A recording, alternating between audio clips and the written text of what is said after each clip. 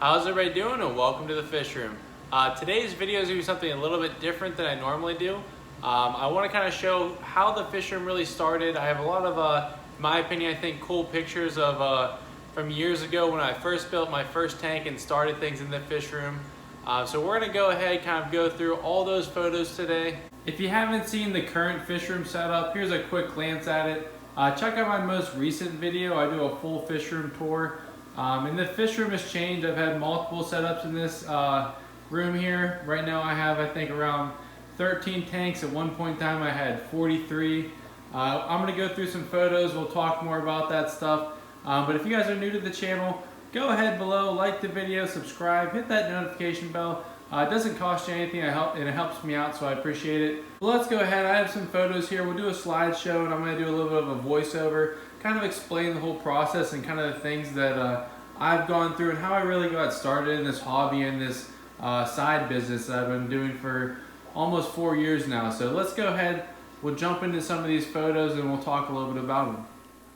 So here's the very first fish rack that I ever set up in this room. It's a pretty simple setup. You can see I had 6 20-gallon aquariums there to get started. Here's a picture of some discus I used to breed at a pet store I worked at. These are some photos of I used to breed bunnies as well.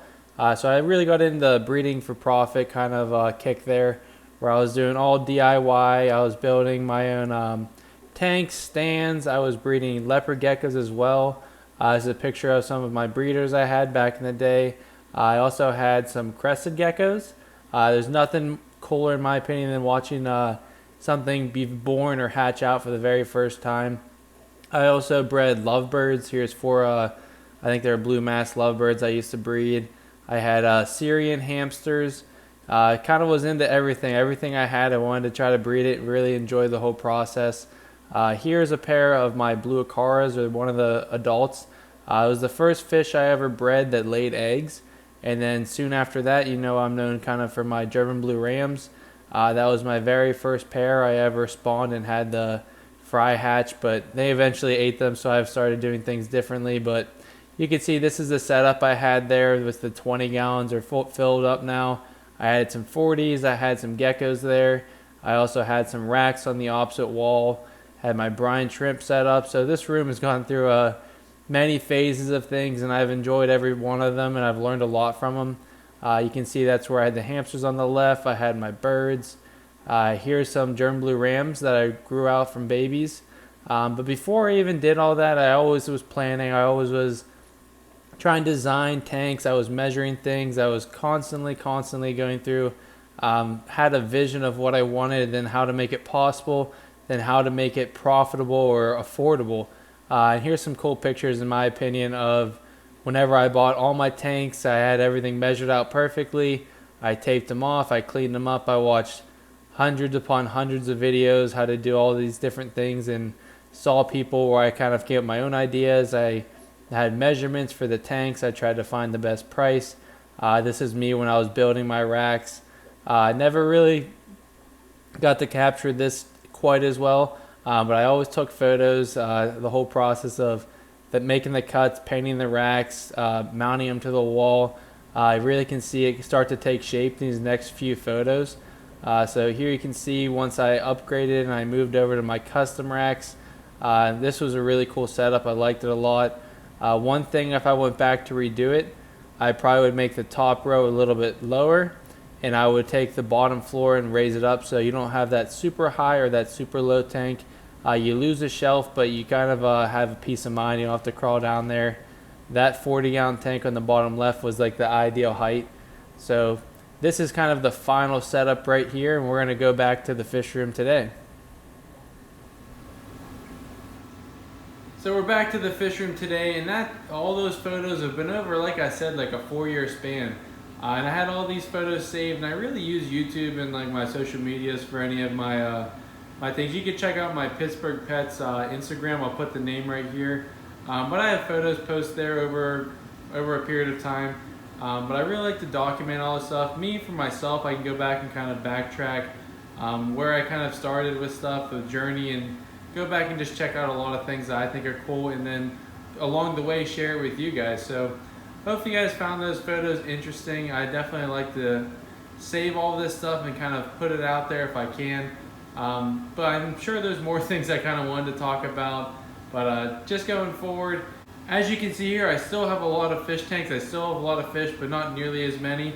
I initially sold the rack. I know some people will probably ask, if you haven't followed along the channel, why did you even sell those? Is there something wrong, or does it not work? But to be honest, in my opinion, well, first of all, going back a step, I was getting ready to move to a new house. I ended up not doing it, but I had to downsize because moving that many tanks would just been extremely overwhelming. But also another thing, the way I have my tanks now, and I might even do it a step further, these tanks are so enjoyable. That's the reason you have them. If you do them just for the money, if you're saying I want to breed fish to make money, there's so many other ways you can make money that's going to be faster and less of a headache. Whether you just sign up and drive for Uber or something, you'll make way more money per hour and there'll be way less risk involved, no investment, versus trying to set up fish tanks and breed them. But you can make money doing it. I definitely have, and it's a lot of fun. But getting back to kind of the fun part of it, the whole hobby, in my opinion, whether it's a business, a hobby, whatever it may be, you only do it as long as it's fun. Once it stops being fun, you stop enjoying it. Once you start looking at the fish as like numbers and you're trying to just do certain things and get through it, that's when you'll kind of stop this hobby, in my opinion. So having less tanks, be able to manage them more. Me personally, having more planted aquariums, even though they're not the prettiest now, the tanks are a lot more stable. I don't have to clean them as frequently. I can more so sit back and enjoy the fish. That's when it's the most fun for me now. I've gone through many phases of different things, and I wouldn't take away a single one of them. They were all a learning process, and I've enjoyed every step along the way, from everything from waking up an extra hour early for work so I could feed my fish before I left, take care of the fish, do all that stuff, feeding the fish multiple times a day, doing water changes till 2 in the morning on a work night, all that good stuff. I've enjoyed the whole process. But thanks for watching, guys. I know I'm just kind of going back on these tanks, but I want to talk a little bit more, and I don't want to just stare at the camera for you guys to kind of get some more looks at the fish tanks. But thanks again for watching, guys. I'm going to wrap this video up. I do have some plans for the fish room. I may be kind of cutting back again and moving some tanks around, doing some larger tanks and fewer tanks, selling some fish, and maybe not focus as much on the breeding. Maybe have a few tanks, because this tank right here is still one of my favorites, where it's I'm growing plants, I'm breeding guppies, I'm breeding plecos. Just the other day, I had a bunch of baby guppies. I can see one right here. They were born and they're kind of hiding away because the parents will start to chase them away. But just the other day, I looked in here, and hopefully she doesn't eat him on camera. That would stink. But I looked in and there were like 30, 40 baby guppies there. After I feed them, they'll all kind of come out and then they'll kind of hide back away. But that's the most exciting thing in my opinion. Showing up that one morning and you see just a ton of babies that weren't there the day before, that really never gets old to me. So I'll always have a tank like that. But I might kind of focus more on other things. I have an aquarium service where I go to other customers' houses, I set up tanks, I go back and I maintenance them. So I focus a lot on that, and to be honest, it is more profitable than selling the fish. But I think it's finding a balance of what you have time for, what makes sense for you for enjoyment and money-wise. But I'm going to go ahead and I'm going to end this video. Thanks for watching, guys. If you found it interesting, definitely comment below, like the video, subscribe to the channel like I said before. I do appreciate you guys, and I will talk to you soon. Go ahead and check out my playlist if you want to watch some of my older videos and kind of see all these different journeys I've gone along, because I've done my best to kind of document them. Thanks again, guys, and have a good day.